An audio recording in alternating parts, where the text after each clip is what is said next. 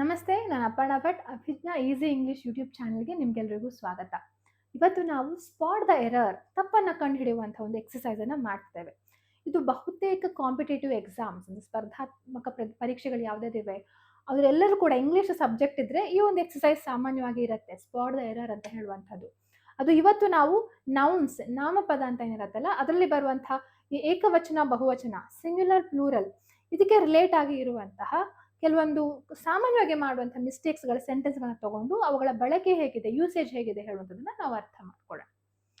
So let's begin with today's class. ಅದಕ್ಕಿಂತ ಮೊದಲು ನೀವು ನಮ್ಮ ಯೂಟ್ಯೂಬ್ ಚಾನಲ್ ಸಬ್ಸ್ಕ್ರೈಬ್ ಮಾಡಿಲ್ಲ ಅಂದರೆ ಈಗಲೇ ಸಬ್ಸ್ಕ್ರೈಬ್ ಮಾಡಿ. ಯಾಕೆಂದ್ರೆ ನಮ್ದು ಬೇರೆ ಹಲವಾರು ಯೂಟ್ಯೂಬ್ ಚಾನಲ್ಸ್ಗಳಿವೆ. ಒಂದು ಅಭಿಜ್ಞಾ ಲಾ ಸೀರೀಸ್ ಅಂತ ಇದೆ, ಲಾಗೆ related, judiciary, all India bar examination, LLBಗೆ ಸಂಬಂಧಪಟ್ಟ ಕ್ಲಾಸಸ್ಗಳಿರುವಂಥದ್ದು. ಅದೇ ಇಂಗ್ಲಿಷ್ ಲೆಕ್ಚರ್ಸ್ಗಳು, ಲಾ ಲೆಕ್ಚರ್ಸ್ ಆದರೆ ಅಭಿಜ್ಞಾ ಲೀಗಲ್ ಮ್ಯಾಪ್ಸ್ ಅಂತ ನೀವು ಕಾಣ್ಬೋದು. ಅಥವಾ ಈ YouTube channel Abhijna easy English ಅಂತ ನೀವೇನು ಕಾಣ್ತಿದ್ದೀರಿ, ಇಂಗ್ಲಿಷನ್ನು ಸುಲಭವಾಗಿ ಮಾಡಲಿಕ್ಕೆ ಇರುವಂಥ ಒಂದು ಚಾನೆಲ್. ಹಾಗೆ ನಮ್ಮ ಬೇಸಿಕ್ ಕೋರ್ಸ್ ಕೂಡ ಇದೆ, ಬೇಸಿಕ್ ಲೆವೆಲ್ ಕೋರ್ಸ್, ಇಂಗ್ಲಿಷ್ಗೆ ರಿಲೇಟೆಡ್ ಆಗಿರುವಂಥದ್ದು, ಗ್ರಾಮರ್ಗೆ ಇರುವಂಥದ್ದು. ಅದನ್ನು ಕೂಡ ಯಾರ ಬೇಕಾದ್ರೂ ಪರ್ಚೇಸ್ ಮಾಡ್ಬೋದು. ನಮ್ಮ ಅಭಿಜ್ಞಾ ಎಜುಕೇಶನ್ ಅಂತ ನಿಮ್ಗೆ ಕಾಣ್ತದಲ್ಲ, ಆ ಆ್ಯಪಲ್ಲಿ ನೀವು ಡೌನ್ಲೋಡ್ ಮಾಡಿ ಪರ್ಚೇಸ್ ಮಾಡ್ಬೋದು.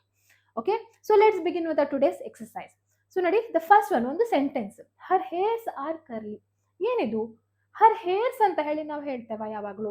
ಹೌದು, ಹೇರ್ಗಳ ಸಂಖ್ಯೆ, ಕೂದಲಿನ ಸಂಖ್ಯೆ ಬಹಳಷ್ಟಿದೆ, ಬಟ್ ಅದನ್ನ ಅನ್ಕೌಂಟಬಲ್ ಅಂತ ಹೇಳಿ ನಾವು ಯಾವಾಗಲೂ ಕನ್ಸಿಡರ್ ಮಾಡ್ತೇವೆ. ಸೊ ಹರ್ ಹೇರ್ಸ್ ಆರ್ ಕರ್ಲಿ ಅಲ್ಲ, ಹರ್ ಹೇರ್ ಇಸ್ ಕರ್ಲಿ ಅಂತ ಹೇಳಿ ನಾವು ಹೇಳ್ತೇವೆ. ಆಯ್ತಾ? ಹೇರ್ನ ಯಾವಾಗಲೂ ಸಿಂಗ್ಯುಲರ್ ಅಂತ ಹೇಳಿ ನಾವು ಕನ್ಸಿಡರ್ ಮಾಡ್ತೇವೆ. ಸೊ ಇದಲ್ಲ, this should be the proper answer. Next one, 10 sentence, ಈ ರೀತಿ 10 ಸೆಂಟೆನ್ಸ್ಗಳನ್ನು ನಾವು ಅರ್ಥ ಮಾಡ್ಕೊಳ್ಳೋಣ. ಒಂದು ಸುಲಭವಾಗಿ ನಮ್ಗೆ ಅರ್ಥ ಆಗುವಂಥದ್ದು, ಸಾಮಾನ್ಯ ಬಳಕೆಯಲ್ಲಿ ಆಡುವಂಥ ಒಂದು ವಿಚಾರ. Sita has sold all Har furnitures. Furnitures ಅಂತ ಹೇಳ್ತೇವೆ, ಪೀಠೋಪಕರಣ.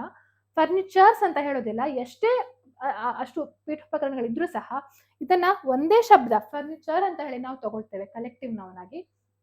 ಅದು ಅನ್ಕೌಂಟಬಲ್ ನೌನ್, ಅದನ್ನ ನಾವು ಹೀಗೆ ಕೌಂಟಬಲ್ ಮಾಡ್ಲಿಕ್ಕೆ ಸಾಧ್ಯ ಇಲ್ಲ. ಫರ್ನಿಚರ್ ಅಂತ ಹೇಳಿ ತಗೊಳ್ಬೇಕು.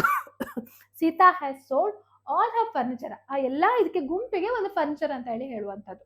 Okay, so Sita has sold all her furniture, this is the proper word. Next one, the cattles are grazing in the field. ಇಲ್ಲೂ ಕೂಡ ಕ್ಯಾಟಲ್ಸ್ ಅಂದ್ರೆ ಏನು? ಹಸುಗಳಾಗು ಇದಕ್ಕೆ ಗುಂಪಿಗೆ ಕ್ಯಾಟಲ್ ಅಂತ ಹೇಳ್ತೇವೆ, ಕ್ಯಾಟಲ್ಸ್ ಅಂತ ಅಲ್ಲ. ದ ಕ್ಯಾಟಲ್ ಈಸ್ ಅಥವಾ the cattle are grazing in the field. Okay, cattle are grazing in the field ಅಂತ ಹೇಳಿ ನಾವು ತಗೊಳ್ಬಹುದು. ಸೊ ಕ್ಯಾಟಲ್ ಅದು ಆಲ್ರೆಡಿ ದ ಪ್ಲೂರಲ್ ನೌನ್ ಇರುವಂಥದ್ದು, ಹಲವಾರು ಹಸುಗಳು ಸೇರಿ ಇರುವಂಥದ್ದು. ಸೊ ಅದಕ್ಕೋಸ್ಕರ cattle are grazing in the field ಅಂತ ಹೇಳಿ ಬರುತ್ತೆ. Next one, these news are false. ನೋಡಿ, ನ್ಯೂಸ್ ಯಾವಾಗಲೂ ಸಿಂಗ್ಯುಲರ್, ಆಯ್ತಾ? ಎಷ್ಟೇ ನ್ಯೂಸ್ಗಳಿರಲಿ, ಅದರಲ್ಲಿ ಎಷ್ಟೇ ವಿಚಾರಗಳಿರಲಿ, ಬಟ್ ಅದು ಸಿಂಗ್ಯುಲರ್ ಆಗಿ ನಾವು ತಗೊಳ್ತೇವೆ. So this news is false ಅಂತ ಹೇಳಿ ಹೇಳುವಂಥದ್ದು. So news is an uncountable noun. News singular ಬರುತ್ತೆ, ಅದು ಅನ್ಕೌಂಟಬಲ್ ಅಂತ ಹೇಳಿ ಕನ್ಸಿಡರ್ ಮಾಡ್ತಾರೆ.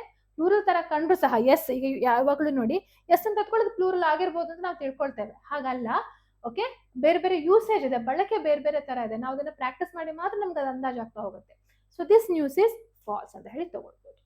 She has A 20 rupees note. ಇದು ನಾವು ಯಾವಾಗಲೂ ಈ ಶಬ್ದವನ್ನ ಯೂಸ್ ಮಾಡ್ತೇವೆ, ಈ ವಾಕ್ಯವನ್ನ. ಸೊ ಏನ್ ಮಿಸ್ಟೇಕ್ ಇದರಲ್ಲಿ? ಕರೆಕ್ಟ್ ಅಲ್ವಾ ಅಂತ ಹೇಳಿ ಅನ್ಸುತ್ತೆ. ನೋಡಿ, ಯಾವಾಗಲೂ ಇದು 20 ರೂಪಿ ನೋಟ್ ಅಂತ ಹೇಳಿ ಹೇಳ್ತೇವೆ ಯಾವಾಗಲೂ ನಾವು. ಇದೊಂದು ಶಬ್ದ, ಒಂದು ಎಂಟರ್, ಒಂದು ನಿಮ್ಮ ಹತ್ರ ಎಷ್ಟು ರೂಪಾಯಿ ನೋಟ್ ಇದೆ? 5 ರೂಪಿ ನೋಟ್. ಸೊ ಇಲ್ಲಿ ರುಪೀಸ್ ಹೇಳುವಂಥದ್ದು ಪ್ಲೂರಲ್ ಅಲ್ಲ, ಇದಕ್ಕೆ ಒಂದು ಅಬ್ಜೆಕ್ಟಿವ್ ಆಗಿ ಬಿಹೇವ್ ಆಗುವಂಥದ್ದು, ಆ ನೋಟ್ ಅನ್ನ ಬಣ್ಣಿಸುವಂಥದ್ದು. I have 20 rupee note, I have 50 rupee note, 100 rupee note ಅಂತ ಹೇಳುವಂಥದ್ದು. So she has a 20 rupee note, rupees note ಅಲ್ಲ. ಯಾವಾಗಲೂ ಒಂದು ನಂಬರ್ ಇದ್ರೆ ನೋಡಿ, ಅದ್ರ ಫಾರ್ಮುಲಾ ಒಂದು ನಂಬರ್ ಪ್ಲಸ್ ನೌನ್, ಇದೊಂದು ನಂಬರು ಮತ್ತೊಂದು ನೌನು.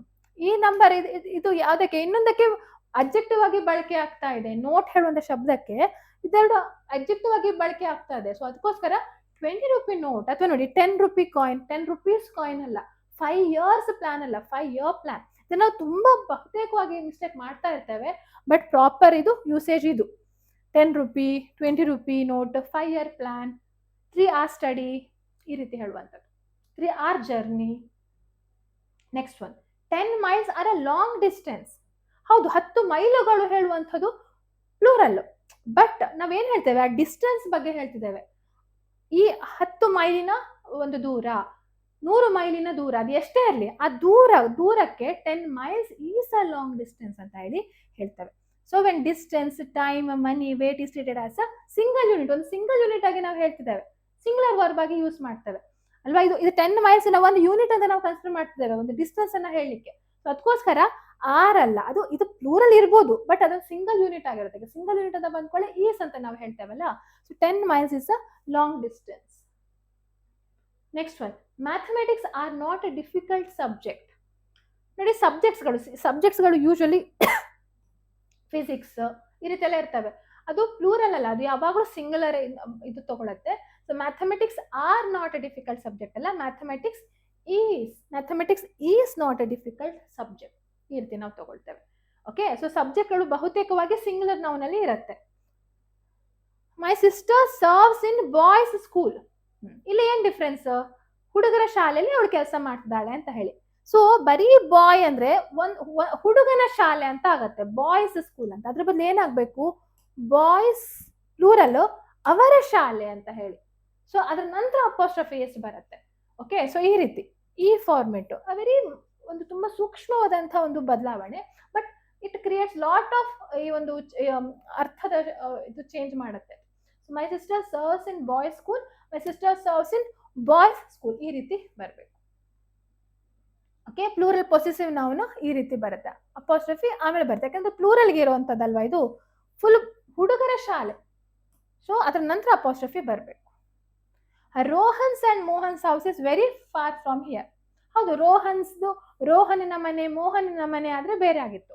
ಬಟ್ ಇಲ್ಲಿ ಏನ್ ಹೇಳಿದ್ದಾರೆ? ರೋಹನ್ಸ್ ಅಂಡ್ ಮೋಹನ್ಸ್ ಅಂದ್ರೆ ರೋಹನ್ ಮತ್ತೆ ಮೋಹನನ ಮನೆ ಒಂದೇ, ಅದು ಆ ಅರ್ಥದಲ್ಲಿ ಹೇಳ್ತಿದ್ದಾರೆ. ಆವಾಗ ಇಲ್ಲಿ ರೋಹನ್ಸ್ ಬೇರೆ, ಮೋಹನ್ಸ್ ಬೇರೆ ಅಂತ ಹಾಗೆ ಹೇಳೋದಲ್ಲ, ರೋಹನ್ ಅಂಡ್ ಮೋಹನ್ಸ್ ಹೌಸ್ ಅಂತ ಹೇಳಿದ್ರೆ ಸಾಕು. ಇಲ್ಲಿ ಅಪೋಸ್ಟ್ರಫಿ ಎಸ್ ಬರಬೇಕು ಅಂತ ಇಲ್ಲ, ಇದೊಂದು ಸಿಂಗಲ್ ಯೂನಿಟ್.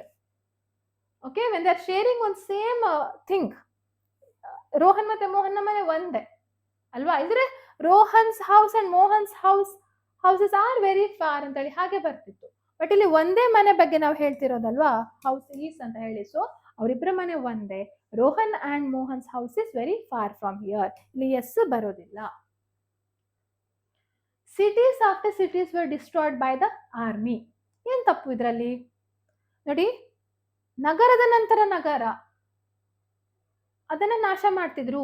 ಅಂದ್ರೆ ನಾವು ಒಂದೊಂದು ಯೂನಿಟ್, ಪ್ರತಿ ಒಂದು ಯೂನಿಟ್ ಆದ ನಂತರ ಇನ್ನೊಂದು ಯೂನಿಟ್ ಅನ್ನ ಡಿಸ್ಟ್ರಾಯ್ ಮಾಡ್ತಿದ್ರು ಅಂತ ಹೇಳಿ ಒಂದು ಸಿಂಗಲ್ ಅಲ್ಲೇ ಬರುವಂತದ್ದು. City after city was destroyed by the army ಅಂತ ಹೇಳಿ ಹಾಗೆ ಬರುತ್ತೆ. ಯಾಕೆಂದ್ರೆ ಇಲ್ಲಿ ಮೆನಿ ಸಿಟೀಸ್ ಅಂತ ಹೇಳ್ತಾ ಇಲ್ಲ, ಒಂದ್ರ ನಂತರ ಒಂದು ಅಲ್ವಾ. ಸೊ ಆ ಒಂದು ಸಿಂಗುಲರ್ ಆಗತ್ತೆ. City after city was destroyed by the army. Yes, so these were some 10 examples ಯಾವ ರೀತಿ ಪ್ರಶ್ನೆಗಳು ಬರ್ತವೆ ಹೇಳುವಂಥದ್ದು ನಾವು ಹೇಗೆ ನೋಟ್ ಮಾಡ್ಕೊಳ್ಬೇಕು. ಪ್ಲೂರಲ್ ಸರಿ ಇದೆಯಾ ಹೇಳುವಂಥದ್ದು, ವರ್ಬ್ ಸರಿ ಇದೆಯಾ ಹೇಳುವಂಥದ್ದು ಎಲ್ಲ ನೋಟ್ ಮಾಡ್ಕೊಳ್ಬೇಕು. ಸೊ ಇದೇ ರೀತಿ ಹಲವಾರು ಟೆಸ್ಟ್ಗಳು ನಮ್ಮ ಈ ಬ್ಯಾಚ್ ಅಲ್ಲಿ ಇರುವಂಥದ್ದು.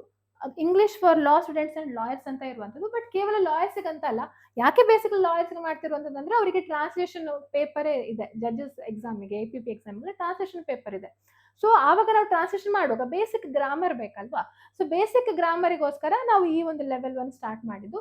ಹಾಗಂತ ಯಾರೇ ಬೇಕಾದ್ರೂ ಜಾಯಿನ್ ಆಗ್ಬೋದು, ಅವ್ರಿವ್ರ ಅಂತ ಅಂದ್ರೆ ಈವನ್ ಒಂದು ಸಣ್ಣ ಒಂದು 10th ಸ್ಟ್ಯಾಂಡರ್ಡ್ ಮಗುವಿಂದ ಹಿಡಿದು 70 ವರ್ಷದ ಯಾರೇ ಒಬ್ರು ಇಂಗ್ಲಿಷ್ ಕಲಿಬೇಕಂತ ಇದ್ರು ಸಹ they can join, because we are teaching grammar, basic grammar ರೂಲ್ಸ್ಗಳು, ಪಾರ್ಟ್ಸ್ ಆಫ್ ಸ್ಪೀಚ್, ಸೆಂಟೆನ್ಸ್ಗಳು ಇದನ್ನ ನಾವು ಹೇಳ್ಕೊಡ್ತಿದ್ದೇವೆ. ಅದ್ರ ಜೊತೆಗೆ ಪ್ರಾಕ್ಟೀಸ್ ಟೆಸ್ಟ್ಗಳನ್ನು ಕೂಡ ಹೇಳ್ಕೊಡ್ತಿದ್ದೇವೆ. ಓಕೆ, ಸೊ ಇದು ಎಲ್ಲಿ ನಿಮ್ಗೆ ಸಿಗುತ್ತೆ ಆಕ್ಸೆಸಿಬಲ್ ಅಂತಂದ್ರೆ ಅಭಿಜ್ಞಾ ಎಜುಕೇಶನ್ ಅಂತ ನಿಮ್ಗೆ ಕಾಣ್ತಿದಲ್ಲ ಆ್ಯಪ್, ಅಲ್ಲಿ ಕಾಣ್ಬೋದು. ಅಥವಾ ಇಲ್ಲಿ abhijnaeducation.com ಅಂತ ಹೇಳಿ ನೀವು ವೆಬ್ಸೈಟ್ ಅಲ್ಲಿ ನೋಡೋದಾದ್ರೆ abhijnaeducation.com ಅಂತ ಹೇಳಿ. ಸೊ ಇದು ಇಲ್ಲಿ ದಿಸ್ ಇಸ್ ಆ ವೆಬ್ಸೈಟ್. ಇಲ್ಲಿ ನೀವು ಕೋರ್ಸಸ್ ಅಂತ ಹೇಳಿ ಹೋದ್ರೆ, if you go to the courses, ಇಲ್ಲಿ you can find different courses here. Free ಕೋರ್ಸ್ಗಳು ಕೂಡ ಇವೆ. ಇಲ್ಲಿ ಕ್ಯಾಟಗರಿ ಇಂಗ್ಲಿಷ್ ಗ್ರಾಮರ್ ಅಂತ ಹೋದ್ರೆ ಯು ಕ್ಯಾನ್ ಫೈಂಡ್ ಇಲ್ಲೊಂದು ಬ್ಯಾಚ್ ಕಾಣ್ತಾ ಇದೆ ಅಲ್ವಾ. So English for law students and lawyers ಅಂತ ಹೇಳುವಂಥದ್ದು, ಯು ಕ್ಯಾನ್ ಫೈಂಡ್ ದಿಸ್. ಇದು ongoing batch. So anyone can join any time. ನಿಮಗೆ ರೆಕಾರ್ಡೆಡ್ ಕ್ಲಾಸಸ್ಗಳು ಇಲ್ಲಿ ಸಿಗ್ತವೆ. ಪ್ರೀವಿಯಸ್ ಲೆಸನ್ಸ್ಗಳು ಅಪ್ಲೋಡ್ ಆಗಿವೆ, ಇನ್ನೂ ಹಲವಾರು ಲೆಸನ್ಗಳು ಅಪ್ಲೋಡ್ ಆಗ್ಲಿಕ್ಕಿವೆ. ಟಿಲ್ ಮೇ ತನಕ ಕ್ಲಾಸಸ್ಗಳು ಆಗುತ್ತೆ. ಸೊ ಅದಕ್ಕೋಸ್ಕರ ಹಾಗೆ ಒಂದ್ ವೇಳೆ ಪರ್ಚೇಸ್ ಮಾಡಿದ್ರೆ 365 ಡೇಸ್ ವ್ಯಾಲಿಡಿಟಿ ಇದೆ. So this was all about our today's class. ಹಾಗೆ ಬೇರೆ ಲಾಯರ್ಸ್ ಇದ್ರೆ, ನೀವು ಜುಡಿಷಿಯಲ್ ಎಕ್ಸಾಮ್ ಪ್ರಿಪೇರ್ ಮಾಡ್ತಾ ಇದ್ರೆ ಜುಡಿಷಿಯಲ್ ಎಕ್ಸಾಮ್ಗೆ ರಿಲೇಟೆಡ್ ಆಗಿರುವಂತ ಕೋರ್ಸಸ್ಗಳು ಕೂಡ ಇವೆ, ಜುಡಿಷರಿ ಬುಕ್ಸ್ಗಳಿವೆ, ಅದೆಲ್ಲ ಕೂಡ ನೀವಿಲ್ಲಿ ಚೆಕ್ ಮಾಡಿ ನೋಡ್ಬೋದು. ಸೊ ಇಷ್ಟು ಹೇಳ್ತಾ ಇವತ್ತಿನ ಕ್ಲಾಸನ್ನು ಮುಗಿಸ್ತಾ ಇದ್ದೇನೆ.